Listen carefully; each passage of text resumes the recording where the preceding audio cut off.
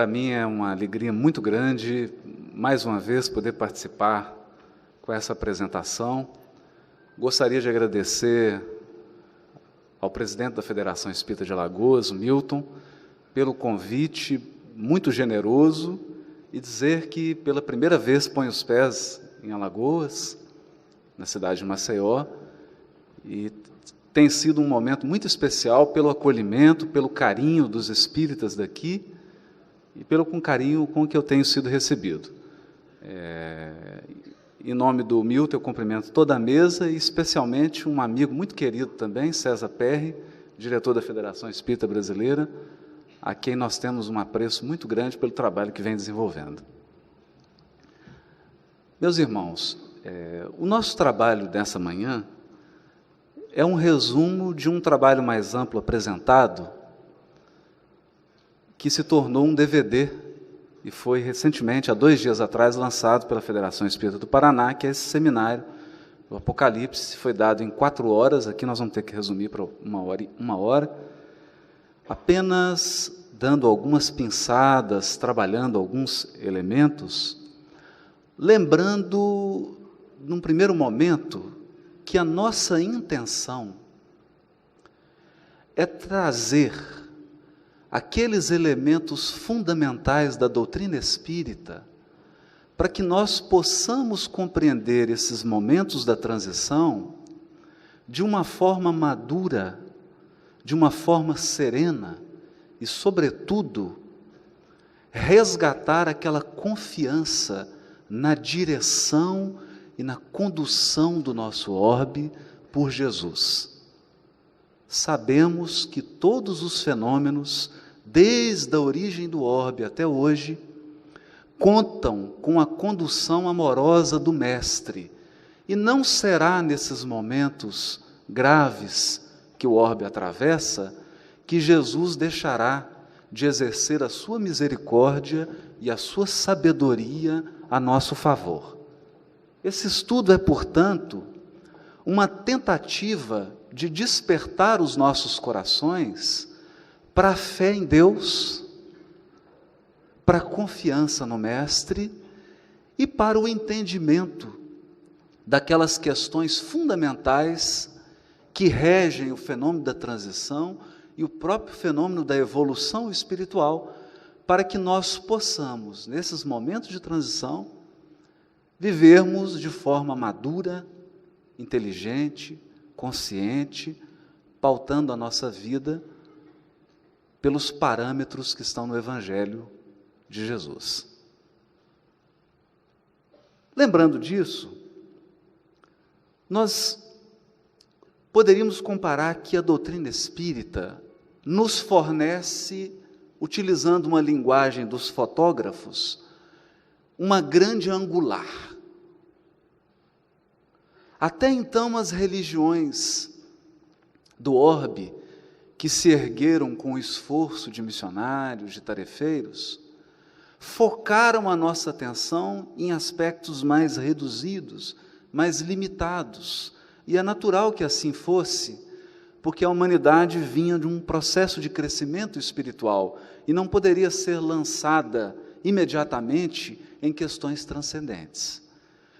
Mas, ao atingir o estágio de maturidade espiritual, a espiritualidade superior, através da doutrina espírita, nos proporcionou uma grande angular, uma lente que nos tornou capazes de enxergar aspectos mais amplos relativos ao espírito imortal, a Deus e à própria evolução espiritual.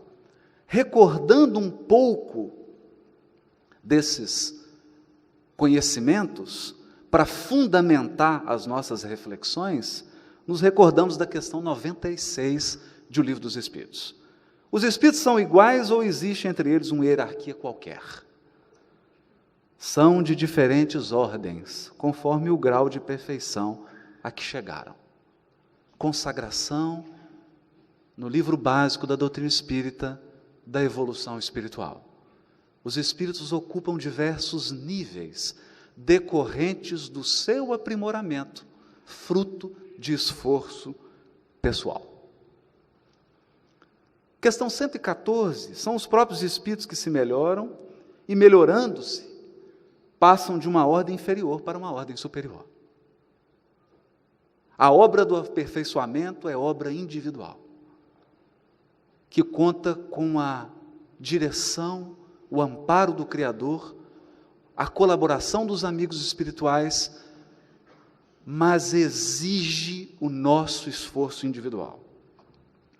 Ainda na questão 115, Deus criou todos os espíritos simples e ignorantes, isto é, sem saber, afastando aqui todas as concepções espiritualistas que imaginam que Deus criou anjos e que esses anjos se rebelaram e caíram.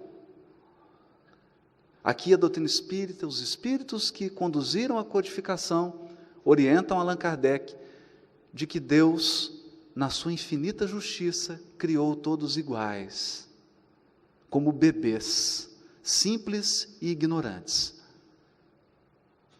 cabendo a cada um a construção da sua própria grandeza espiritual. E na questão 116, Kardec indaga: há espíritos que permanecerão para sempre nas ordens inferiores? Não. Não. Todos se tornarão perfeitos. Naturalmente, a palavra perfeito aqui no sentido da perfeição relativa da qual nós podemos aspirar, a qual nós podemos aspirar. Nunca a perfeição absoluta do Criador, porque esse é a inteligência suprema, causa primária de todas as coisas. Então, não há ninguém condenado à inferioridade perpétua. Não há demônios, não há seres excluídos do processo de crescimento espiritual. Todos teremos oportunidades. Alguns mais teimosos, alguns mais resistentes, alguns que demoram mais a caminhar, mas inexoravelmente todos caminharemos para o aperfeiçoamento espiritual. E na questão 118, outro ponto fundamental, Kardec pergunta: os espíritos podem degenerar? Uma vez atingido um nível de evolução espiritual, podem cair, degenerar, perder as aquisições espirituais feitas? Esse é o sentido. Não, não. À medida que avançam, compreendem o que os distanciava da perfeição. De modo que nós podemos mudar de local. Um grande maestro pode morar numa cidadezinha de 3.000 habitantes ou numa metrópole de milhões de habitantes, e ele não vai deixar de ser um maestro por isso. Não é o corpo que você veste, não é o orbe que você mora, que define o conjunto das suas aquisições espirituais. Degenerar nunca. As aquisições, uma vez feitas, permanecem como tesouro intransferível e indisponível dos seres. Questão 120, todos os espíritos passam pela fieira do mal para chegar ao bem? O mal é um determinismo? Essa é a questão. Não pela fieira do mal, mas por aquela da ignorância. A fieira da ignorância, o caminho do aprendizado, jamais o do mal. E na questão 122, como podem os espíritos em sua origem, quando ainda não têm consciência de si mesmos, ter a liberdade de escolher entre o bem e o mal? E os espíritos respondem: o livre-arbítrio se desenvolve à medida que o espírito adquire consciência de si mesmo. Criados simples e ignorantes, não temos ainda consciência de nós mesmos. É nesse estágio da evolução que a bondade divina exerce o seu determinismo absoluto e nos conduz até que a consciência desperta. E ao despertar, nós assumimos gradativamente o controle do nosso próprio destino. Passamos a ser responsabilizados proporcionalmente ao grau de consciência espiritual adquirido. É um processo gradativo, que lembra a infância. Um bebezinho depende absolutamente dos pais e é absolutamente conduzido pelos genitores. Mas à medida em que ele vai crescendo e se desenvolvendo, ele começa a assumir atividades, a assumir responsabilidades e a ser responsabilizado pelas suas escolhas. Mas é um processo gradativo.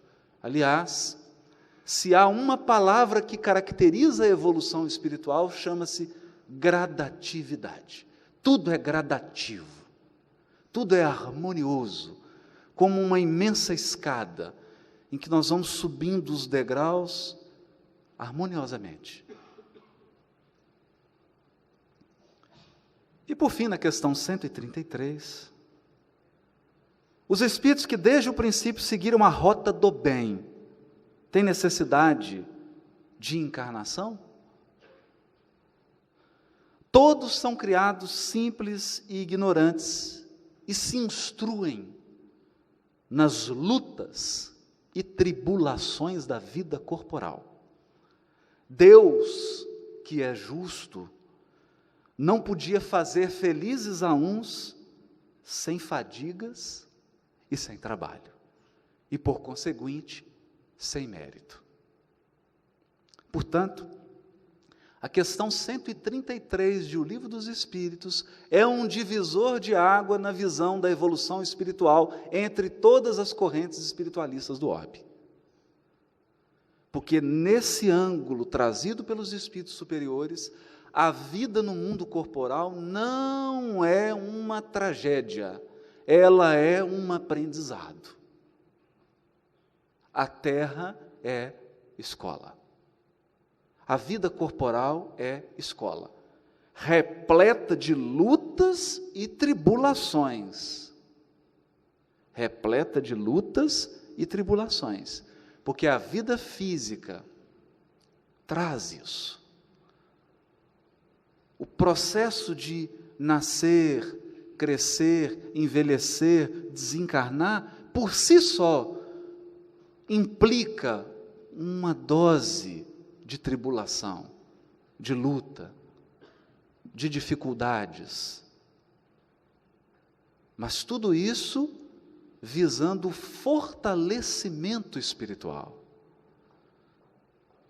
visando nos preparar para os grandes lances da evolução espiritual. Então aqui não há ninguém excluído da bondade divina, e a vida física não é nenhum regime de exceção na evolução. É natural. Todos passam, todos são criados simples e ignorantes, todos, e se instruem nas lutas e tribulações da vida corporal.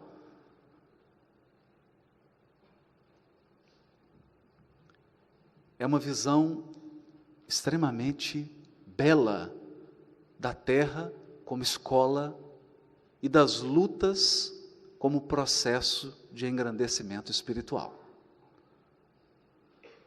Ao tratar do mundo espiritual, Kardec, na questão 85, pergunta: qual dos dois, o mundo espiritual ou o mundo corporal, é o principal na ordem das coisas? O mundo espiritual, que preexiste e sobrevive a tudo. Preexiste e sobrevive a tudo. Ainda ontem nós conversamos com o Ricardo lá no Joana de Ângeles, e ele nos dizia dos avanços da pesquisa da física, que começa a descobrir, começa a tatear o conceito de fluido cósmico, a chamada matéria escura, aquela que não é radiante. E os físicos começam a concluir que o universo visível é apenas 5% da verdadeira matéria que está por trás. Então, o mundo espiritual, se a Terra for destruída, isso não afeta o mundo espiritual. Não abala, afeta sim, claro, porque estamos em relação com ele. Mas não abala. Isso não prejudica a existência do mundo espiritual, porque antes de existir a Terra já havia o mundo espiritual. E depois que a Terra se acabar, o mundo espiritual continuará. Essa é talvez a visão mais madura de evolução espiritual que a doutrina espírita traz. da pré-existência e da continuidade, sobrevivência do mundo espiritual, que não depende das estruturas físicas. Isso é importante, porque isso nos dá segurança.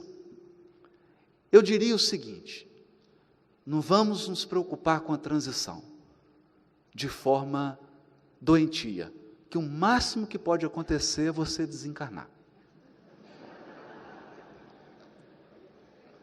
No máximo. E o mundo físico? Questão 39. Tudo que se pode dizer e podeis compreender, tudo que se pode dizer e podeis compreender. Olha os espíritos nessa didática de adaptação, trazendo o conhecimento que nós podemos absorver, sem atropelos, sem revelações atropeladas, senso de aproveitamento. Tudo que se pode dizer e podeis compreender é que os mundos se formam pela condensação da matéria, disseminada no espaço. E é o que a física está descobrindo. Na verdade, o mundo visível é condensação do fluido cósmico, e agora os físicos começam a entender isso. Começam a entender isso. É interessante, os espíritos já 1857. Einstein não tinha nem, aliás, nada, não tinha física quântica, não tinha nada. Questão 41. Pode um mundo completamente formado desaparecer e a matéria que o compõe disseminar-se de novo no espaço? Pode a Terra desaparecer e a matéria que a compõe disseminar-se no espaço? O que os Espíritos respondem? Sim, sim. Deus renova os mundos, como renova os seres vivos. Como renova os seres vivos. Então, se nós perguntássemos aqui, onde está o seu tataravô? Foi renovado. Foi renovado. Assim também a evolução atinge os mundos, que são renovados. São ninhos que se formam por longos períodos de tempo, abrigam a evolução de seres, como se fosse uma escola construída até que todos realizem o seu aprendizado, e esse mundo se desfaz naturalmente, e outros se formam, e é esse o ciclo incessante da evolução espiritual. Nós estamos percebendo que angular é essa que a doutrina espírita nos dá. Nos permite enxergar as coisas com uma amplitude, com uma profundidade, que nos traz serenidade e fé. Serenidade e fé. Basta pensar o seguinte: os cientistas estimam que há mais de 200 bilhões de galáxias no universo conhecido. Segundo as projeções, mais de 200 bilhões de galáxias. A Via Láctea é uma delas. Na Via Láctea, eles estimam aproximadamente 100 bilhões de sóis. Cada sol carregando os seus planetas. Quantos planetas no universo conhecido, nessas 200 bilhões de galáxias, estão passando por transição? Quantos? Quantos? Então, não existe amadorismo na condução do universo. Não é apenas a Terra que está passando por um processo de transição. Bilhões de planetas estão em transição como nós. Não vamos ficar preocupados. O que não falta é técnico espiritual especializado em transição planetária. Jesus, se ele abrir o cadastro lá e começar a contratar, né, vem gente de tudo quanto é galáxia especializada, especialista em... o povo fica tranquilo. Fica tranquilo. Porque tudo se dá num plano de harmonia perfeita. Harmonia perfeita. Como o texto citado ontem de Immanuel Kant, duas coisas me impressionam. A ordem do cosmos lá fora e a lei moral aqui dentro. Questão 86. O mundo corporal poderia deixar de existir ou nunca ter existido sem que isso alterasse a essência do mundo espiritual? Sim, eles são independentes. Independentes. Se um acabar, o outro permanece. O mundo espiritual permanece. E não obstante, a correlação entre ambos é incessante, porque reagem incessantemente um sobre o outro. Incessantemente um sobre o outro. Me recordo daqueles livros de entrevista do Chico, em que ele tem uma frase assim, que foi proferida naquele momento difícil da Guerra Fria, em que nós estivemos na iminência da destruição do planeta. E ele diz, se nós superarmos o desafio de uma destruição do orbe, muitas coisas estão reservadas para o homem. E diria assim, não nos preocupemos, porque se destruirmos esse orbe, a bondade divina encontrará outro. Então, nada de pânico, nada disso, né? É o que os Espíritos estão dizendo, questão 86. Questão 86. O que existe de material é uma ínfima parcela da criação divina. Há mundos e esferas espirituais infinitamente maiores em número, em quantidade, do que os mundos físicos. Essa é uma verdade. Essa é uma verdade. E por fim, na questão 130, os Espíritos dizem a Kardec, fica sabendo que teu mundo não existe de toda a eternidade, e que, muito tempo antes que ele existisse, já havia espíritos que tinham atingido o grau supremo. Os homens, então, acreditaram que eles sempre foram assim. Essa questão 130 do Livro dos Espíritos é um salto na concepção religiosa da humanidade. Porque até então, nós tínhamos a pretensão de imaginar que a Terra é o centro do universo. Que existe um Deus da Terra. Que tudo gira em torno da Terra. Que todos os processos divinos têm o seu referencial na Terra. Que ao criar o universo, Deus criou a Terra. Tudo a Terra. E aqui os Espíritos deslocam o nosso olhar, falando firme, fica sabendo que vocês não são o centro do universo. É mais ou menos isso. Antes da Terra existir, havia espíritos que tinham atingido um grau supremo de evolução.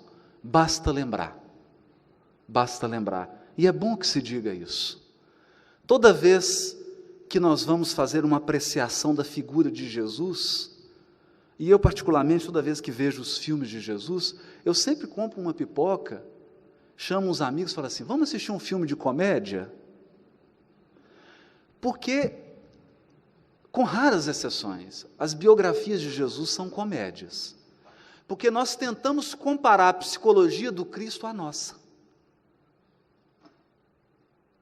Nós queremos medir Jesus por nós, esquecendo-nos que há 4,5 bilhões de anos atrás, Jesus já era um Cristo. Eu fico um pouco acanhado de tentar perguntar o que eu era.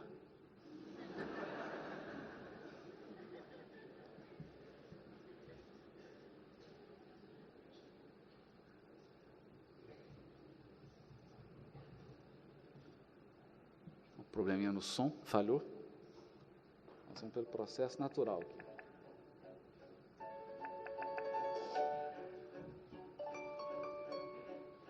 Sequência de Fibonacci. Nós trouxemos esse vídeo, que essa sequência descoberta por Fibonacci mostra que todas as estruturas físicas obedecem a uma lógica chamada de razão áurea. Nós não vamos falar aqui de matemática, nada disso. O importante aqui é verificar que essa razão áurea dá origem ao ângulo áureo, a uma série de elementos que regem as formas físicas. E é isso que eu gostaria de convidar a todos para assistir.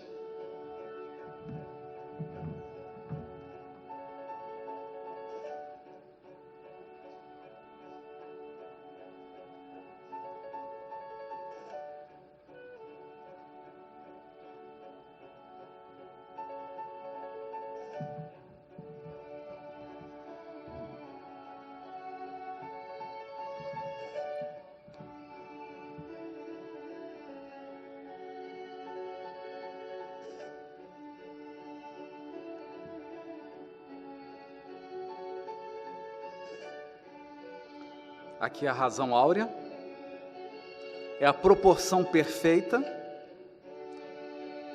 que gera também o ângulo perfeito, 137,5 graus. E aqui é importante porque, olha o que acontece desse ângulo.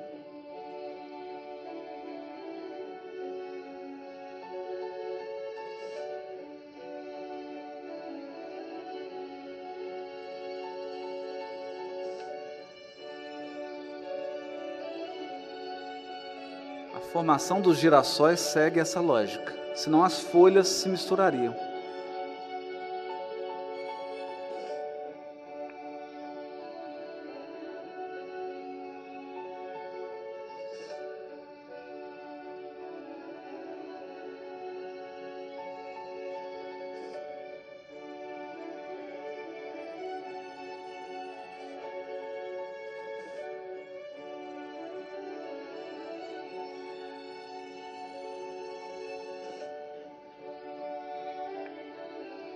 Aplicando ainda a sequência de Fibonacci, o ângulo áureo, nós vamos obter essa forma que lembra muito o favo de mel, e que é uma outra estrutura também geométrica muito importante.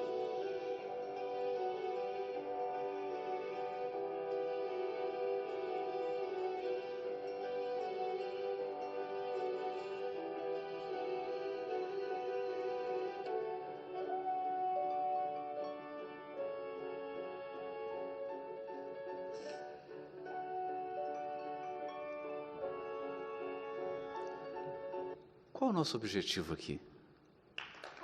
Demonstrar.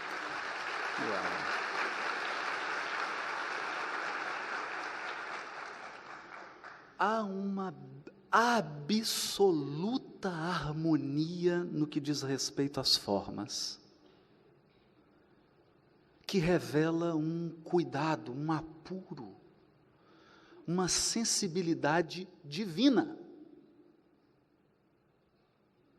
É nessa ordem que nós estamos mergulhados. É nessa ordem. Então não há razão para temores injustificados. Estamos regidos pela mais absoluta harmonia. Questão 780. O progresso moral acompanha sempre o progresso intelectual? É a sua consequência.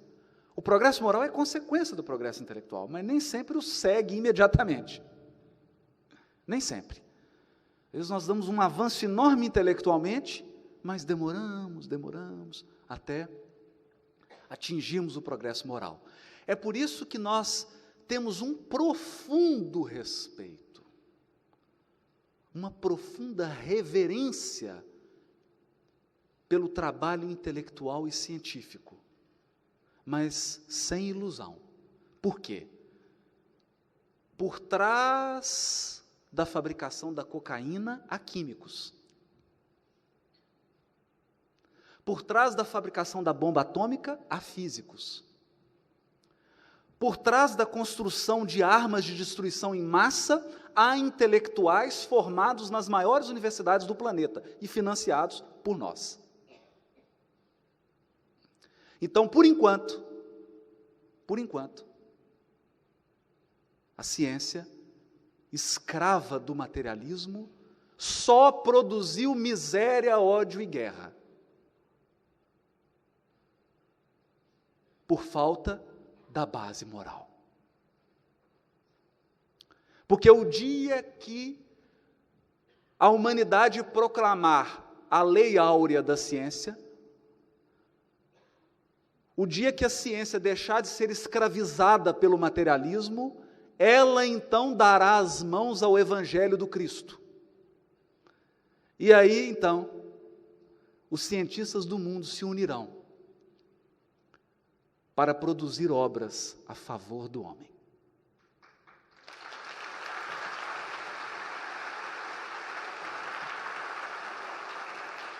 Questão 780b. O progresso completo constitui o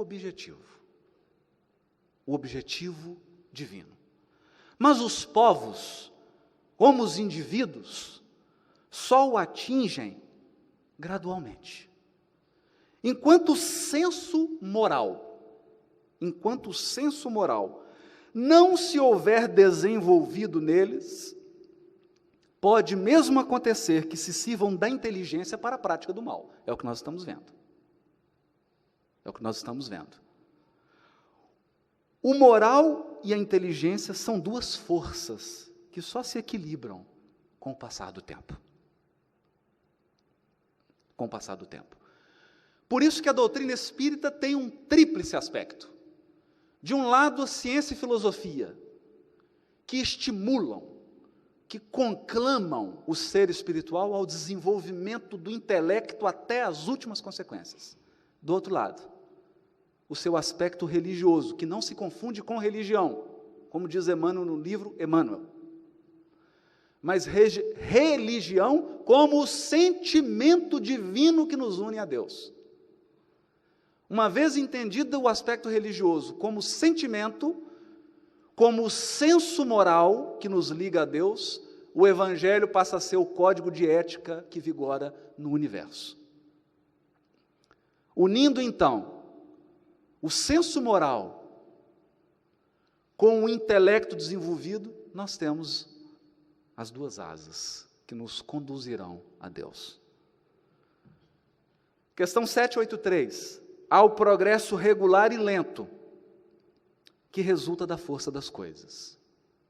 Quando, porém, um povo não progride tão depressa quanto deveria, Deus o sujeita de tempos em tempos. De tempos em tempos. Há um abalo físico ou moral que o transforma. Abalo físico ou moral que o transforma. Foi assim com a Babilônia, foi assim com a Síria, foi assim com o Egito, foi assim com o povo hebreu, foi assim com a Grécia, foi assim com Roma, e será assim. De tempos em tempos, uma intensificada no processo regular do progresso. É isso que está dito na questão 783 do Livro dos Espíritos. Questão 728. É preciso que tudo se destrua para renascer e se regenerar. Pois isso aqui chamais destruição não passa de uma transformação, que tem por fim a renovação e a melhoria dos seres vivos. Se nós examinarmos todos os filósofos materialistas do mundo, todas as doutrinas materialistas do planeta, inclusive hoje, os maiores cientistas que defendem o materialismo, qual é o argumento deles para o materialismo? Eles dizem assim: como que eu posso compreender a destruição e a dor e conjugar isso com Deus?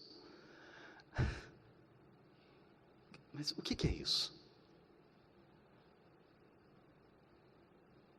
O que é isso? Eu me lembro que, certa vez, meu avô me tomou pelas mãos e a gente saiu. Eu falei: vô, está chovendo. Ele falou: mas você não é de açúcar não, meu filho. Não, será que Deus nos criou de cristal? Será que nós somos criados de papel de seda? Não. Nós somos diamantes brutos. Diamantes indestrutíveis. Não há uma tribulação física capaz de nos destruir. Porque Deus não é Deus de corpos. Deus é Deus de espíritos imortais. E ninguém atinge a angelitude com medo de sofrimento. Assim como nenhuma mãe alcança a bênção da maternidade se tiver medo do parto. Por isso que eu vou odiar bastante essa encarnação como mulher, porque a gente fica assim, né? Ai meu Deus, né? Não estava na hora dela ganhar, da minha esposa ganhar, eu ficava, gente do céu, vai doer, né? O bicho não aguenta, e a mulher não pensa nisso. Ela vai, encara a transição do parto, passa por aquilo e tem o bebê corajosamente, porque é assim que Deus nos fez. Livro Boa Nova, o pai de João Evangelista, Zebedeu, encontra Jesus, quando Jesus começa a falar de Deus para ele, ele se ajoelha e Jesus fala para ele, Zebedeu, de pé e de cabeça erguida, porque é assim que os filhos de Deus caminham.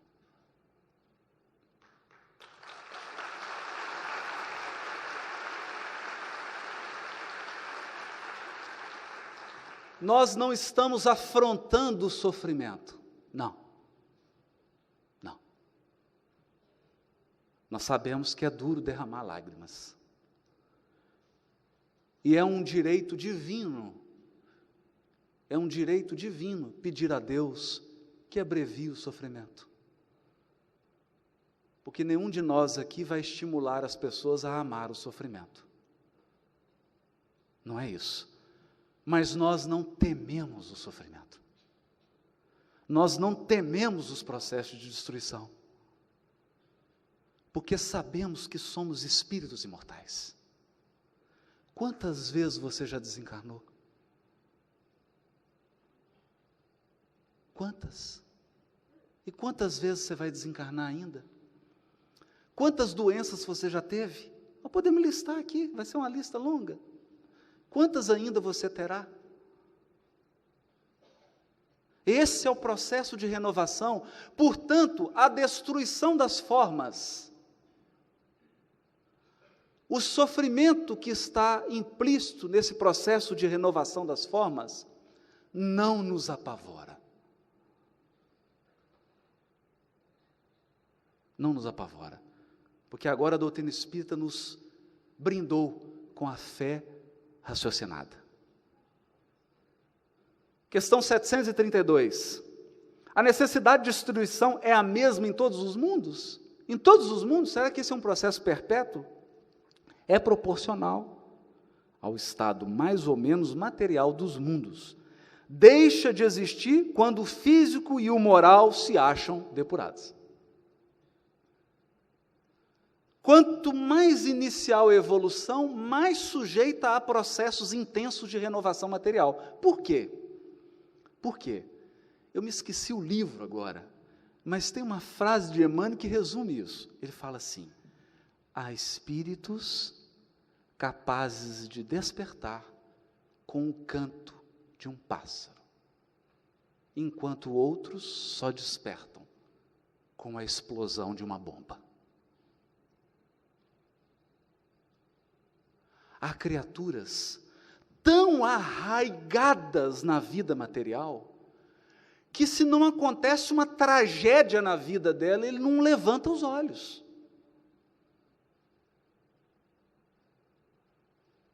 Não basta estar ruim, tem que estar péssimo.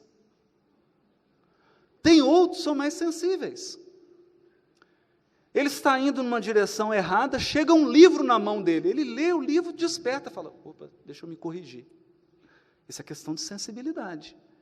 E quanto maior a evolução, mais sensíveis às sugestões divinas nós nos tornamos. Portanto, à medida que crescemos espiritualmente, nós precisamos cada vez menos dos processos drásticos de renovação.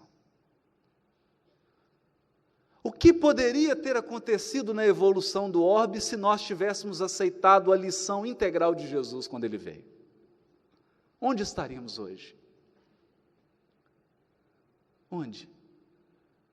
Sem preconceitos de raça, sem preconceitos de nenhuma espécie, se nós tivéssemos vivido a fraternidade, se todo o dinheiro do mundo fosse gasto para alimentar, para educar e para construir obras de elevação espiritual, o que seria da terra? Se nós tivéssemos incorporado a lição de Jesus ao nosso coração. Por certo,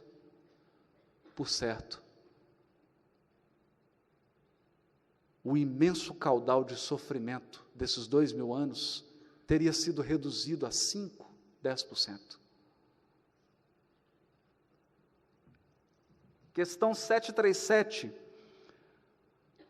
Com que fim Deus, em algumas traduções estão castiga, ou em outras estão flagela, ou, eu acho que flagela fica melhor. Com que fim Deus flagela a humanidade, castiga, porque aí a humanidade por meio de flagelos destruidores, para fazê-la progredir mais depressa. Já não dissemos que a destruição é necessária para a regeneração moral dos espíritos? Que em cada nova existência sobem mais um degrau na escala da perfeição? É preciso que se veja o objetivo para se poder apreciar os resultados. Se nós não encararmos o objetivo, nós não entendemos os meios. A destruição material, esses processos que estão acontecendo na Terra agora, são meios, são instrumentos. O objetivo é maior. E é nesse objetivo que nós temos que focar.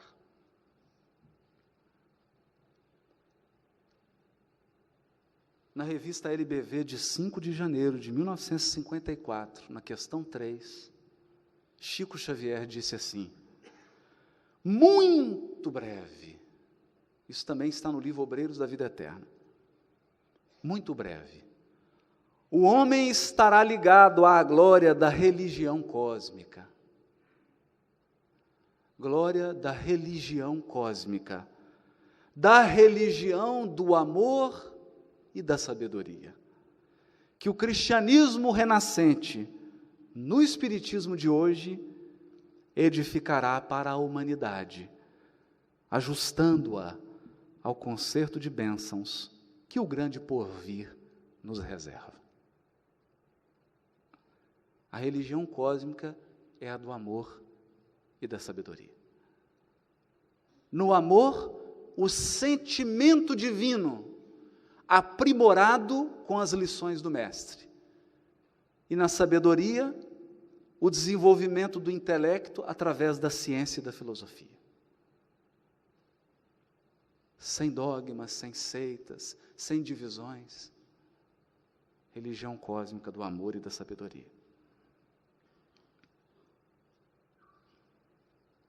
E agora,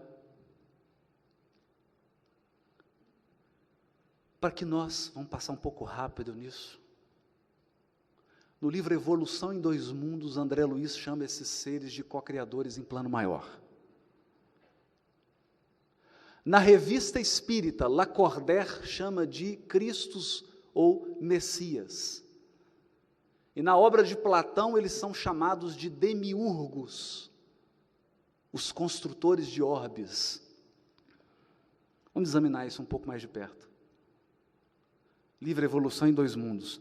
Nessa substância original, que é o fluido cósmico, ao influxo do próprio Senhor Supremo, operam as inteligências divinas a ele agregadas, em processo de comunhão indescritível.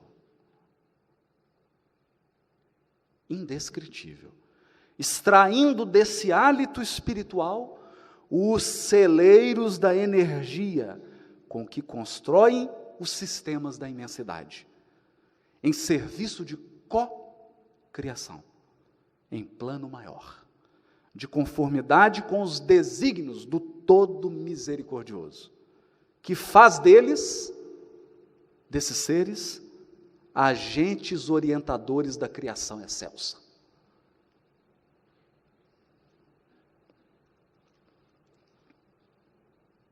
Mas isso não é novidade. André Luiz estava interpretando.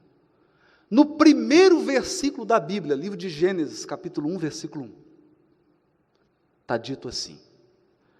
Infelizmente, as traduções não conseguem transmitir a essência do texto original. Lá está dito, Bereshit, do princípio, Bará, que é o verbo modelar, formar. O verbo criar em hebraico é outro. O verbo que foi utilizado aqui é o verbo modelar. Então a tradução correta seria, no princípio, plasmou, formou, modelou.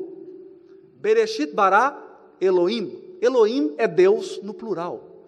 Bom, aqui tinha uma pedra no meio do caminho. No meio do caminho tinha uma pedra. Por que Deus está no plural? E o verbo está no singular. Formou, plasmou Elohim os céus e a terra. Analisando um comentário que possivelmente foi produzido cerca de 500 anos antes de Jesus, um comentário do povo hebreu, eles dizem que Elohim aqui está no plural, porque designa um conselho de anjos que cooperam com Deus na criação do mundo.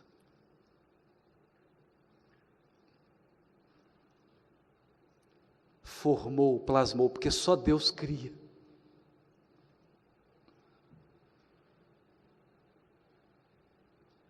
Mas é na Revista Espírita, antes de Evolução em Dois Mundos, antes de A Caminho da Luz, Revista Espírita, 1862, Espírito Lacordaire, Kardec estampa a mensagem na Revista Espírita, ao lado de Deus, estão numerosos espíritos, chegados ao topo da escala dos espíritos puros. Você achou que ia chegar espírito puro e ia se aposentar? Pode esquecer. Vai ter muita contribuição ainda pela frente, mesmo utilizando a regra de transição. Então, chegado ao topo da escala dos espíritos puros, que mereceram ser iniciados em seus desígnios, para dirigirem a sua execução. Pensa nisso. Deus escolheu dentre eles seus enviados superiores, encarregados de missões especiais. Podeis chamá-los de Cristos, porque o nome aqui não importa, mas você entender a ideia. Esses são os Cristos. E ele continua, os Messias, seres superiores, chegados ao mais alto grau da hierarquia celeste, depois de terem atingido uma perfeição, depois de terem atingido uma perfeição que os torna infalíveis daí por diante, e acima das fraquezas humanas, mesmo na encarnação. Mesmo que ele encarne, ele não está mais sujeito a nenhuma fraqueza humana. Admitidos nos conselhos do Altíssimo, olha aqui, olha o conselho aí, olha o conselho dos Elohims. Admitidos nos conselhos do Altíssimo, recebem diretamente a sua palavra. Não, eu não falei indiretamente, não, diretamente a sua palavra, que são encarregados de transmitir e fazer cumprir. Verdadeiros representantes da divindade da qual tem o pensamento, é entre eles que Deus escolhe seus enviados especiais, ou seus messias, para as grandes missões gerais. Mas é no livro A Caminho da Luz que Emmanuel fecha o esclarecimento. Rezam as tradições do mundo espiritual que, na direção de todos os fenômenos do nosso sistema, existe uma comunidade de espíritos puros e eleitos pelo Senhor Supremo do Universo,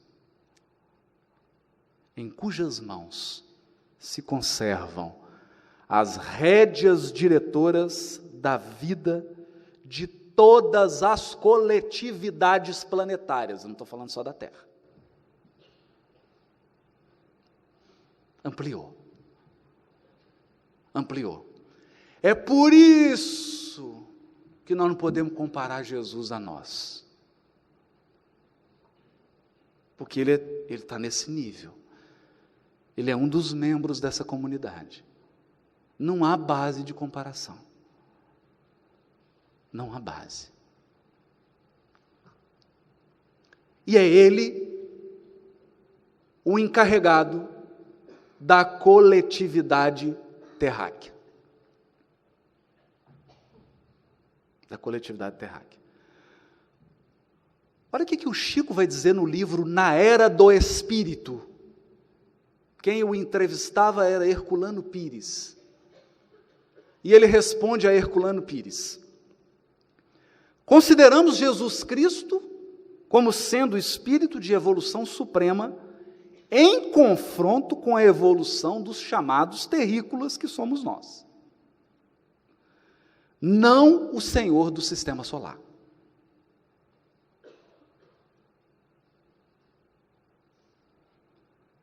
Acho formidável o que o professor Herculano Pires disse, que o Herculano comentou sobre a obra de Platão, onde falava dos demiurgos. Quer dizer que Jesus seria o demiurgo da Terra, o Cristo da Terra, o governador espiritual do orbe. E o demiurgo do sistema solar será, então, um demiurgo da mais alta potência construtora.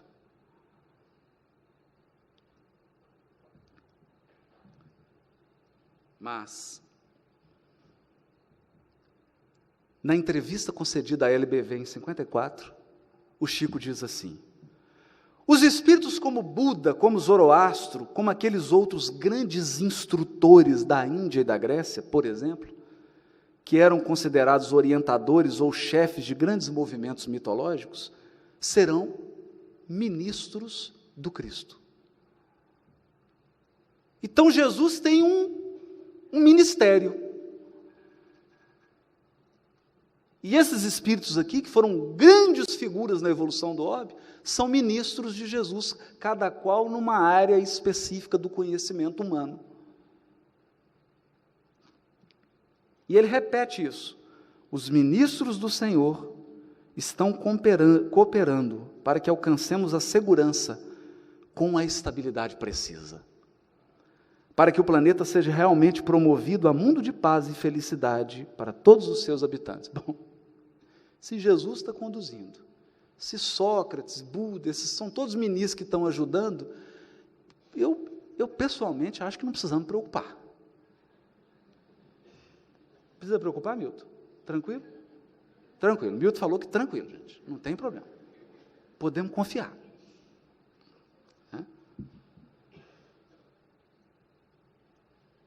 O que eu citei estava no livro A Era do Espírito. Agora, no livro, numa entrevista concedida à LBV, ele repete a mesma terminologia, o Chico usa a mesma terminologia. Jesus Cristo, como governador do nosso mundo, no sistema solar, conta naturalmente com grandes instrutores para a evolução física e para a evolução espiritual na organização planetária. E subordinados a esses ministros, conta ele com uma assembleia de múltiplos instrutores de variadas condições, que lhe obedecem às ordens e às instruções, numa esfera cuja evolução, de momento, escapa à nossa possibilidade de apreciação. Cada ministro desse tem uma equipe de espíritos, tem uma esplanada dos ministérios, mas essa funciona.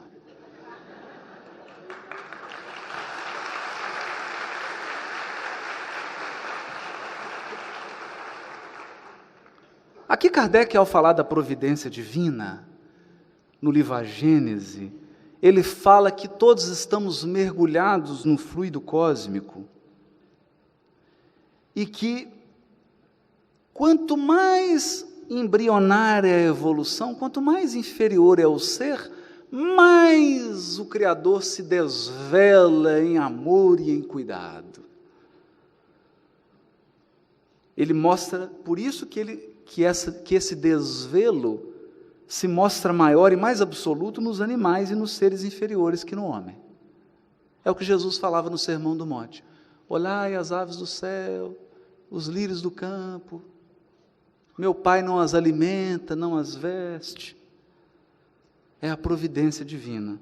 E aí o Kardec conclui, num ensaio no livro A Gênese, quando ele fala do instinto, que o instinto é a própria inteligência divina dentro de nós nos orientando. E ele diz assim, o instinto maternal, o mais nobre de todos, fica realçado e enobrecido, por intermédio da mãe. O próprio Deus vela pelas suas criaturas que nascem. Por isso que o Chico dizia que a maternidade é um segredo entre Deus e a mulher.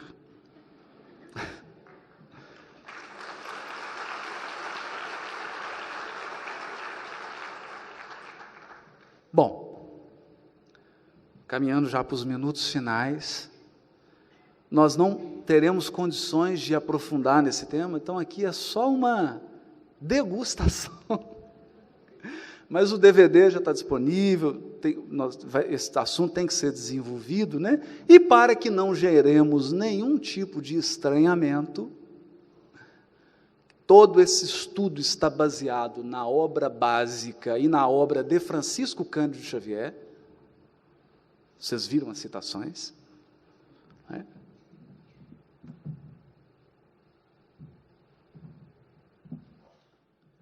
E talvez para aqueles que estranhem esse tipo de abordagem, em minha defesa eu chamo o capítulo 14 do livro A Caminho da Luz. Editado em 1940. No capítulo 14, há um item chamado Identificação da besta apocalíptica. Não fiquem com medo, sem pânico. E Emmanuel responde. Diz, né? Reza o Apocalipse que a besta poderia dizer grandezas e blasfêmias por 42 meses. Está em Apocalipse 13, versículo 5 e versículo 18. A besta proferirá blasfêmias contra o Altíssimo por 42 meses. Acrescentando que o seu número era 666. Examinando-se a importância dos símbolos naquela época, nós falamos isso ontem, a importância dos símbolos naquela época, podemos tomar cada mês como sendo de 30 anos. Porque o mês judaico era de 30 dias. Aqui o que o Emmanuel está sugerindo? Uma escala. Faz de conta que o mês, em vez de ser 30 dias, são 30 anos. Quanto que vai dar 42 meses? 1.260 anos.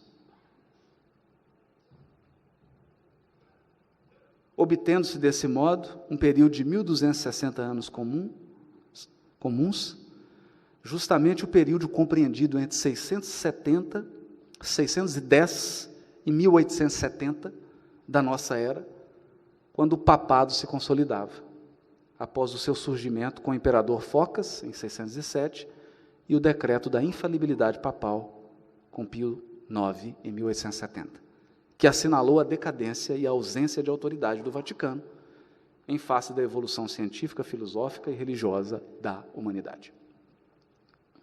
Nós só trouxemos isso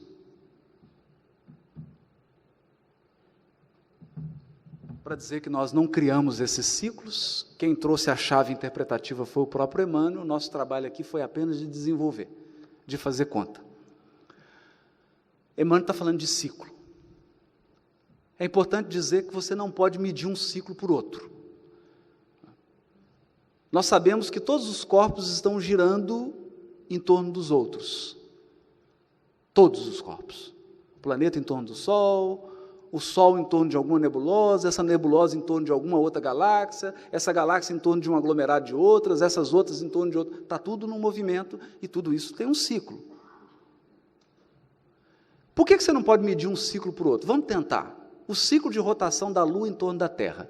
Tenta medir ele com mês. Não tem jeito.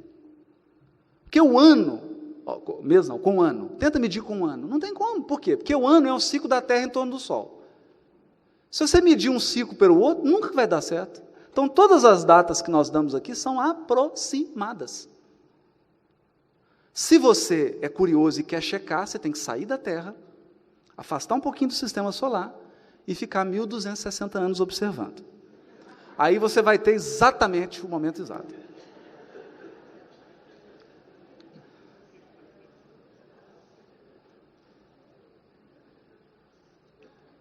Na codificação existe um espírito notável, que é o Arago, Dominique François Jean Arago. Físico e astrônomo, foi deputado, foi ministro da guerra, era um homem inteligentíssimo, inteligentíssimo. E foi um dos espíritos, ele respondeu questões do livro dos Espíritos, ditou esse texto do livro A Gênese, é sensacional. E aqui, infelizmente, só para dar o gostinho, que não tem como a gente entrar, né, porque o tempo está esgotando, ele diz assim: cada corpo celeste, além das leis simples que presidem a divisão dos dias e das noites, das estações, etc., sofrem revoluções que demandam milhares de séculos para a sua perfeita realização. O homem não abarca senão as fases de duração relativamente curta, cuja periodicidade ele pode constatar. Mas há umas que compreendem longas gerações de seres e mesmo sucessões de raças. Então há ciclos que são tão longos que a gente esquece de contar, porque você vai reencarnando e esquece. Mas eles existem. Num sistema planetário, todos os corpos que dele dependem reagem uns sobre os outros. Está na Gênese de Kardec. Vou mais longe. Digo que os sistemas planetários reagem uns sobre os outros em razão da aproximação ou do afastamento, que resulta de seu movimento de translação através das miríades de sistemas que compõem a nossa nebulosa. Então, nesse processo de aproximação e afastamento, que é o que se dá, por exemplo, a Terra aproxima do Sol, verão, se afasta, inverno, verão, inverno, verão, inverno. Esse ciclo. Vou mais longe ainda. Digo que a nossa nebulosa, que é como um arquipélago na imensidade, tendo também seu movimento de translação através de miríades de nebulosas, sobre a influência daquelas que se aproximam. Assim, e ele resume, as nebulosas reagem sobre as nebulosas, os sistemas reagem sobre os sistemas, como os planetas reagem sobre os planetas, como os elementos de cada planeta reagem uns sobre os outros, e assim sucessivamente, até o átomo. Essa efervescência, a princípio inconsciente, que não passa de um vago desejo, uma aspiração indefinida por algo melhor, uma necessidade de mudança, traduz-se por uma agitação surda, depois por atos que levam às revoluções morais, as quais, crede-o bem, também têm sua periodicidade, como as revoluções físicas, porque tudo se encadeia. Aqui, infelizmente, nós temos que parar para dizer que a transição da Terra afeta todas as galáxias. O que não falta é providência divina para que isso se dê na mais absoluta harmonia e para que não haja o comprometimento da evolução do orbe. Então nós podemos confiar e aguardar que a providência divina reserva por nós, através de Jesus, as melhores perspectivas, um mundo melhor e tempos melhores. Trata-se de um processo cíclico, de ida e vinda, porque é assim que a evolução se dá. Muito obrigado.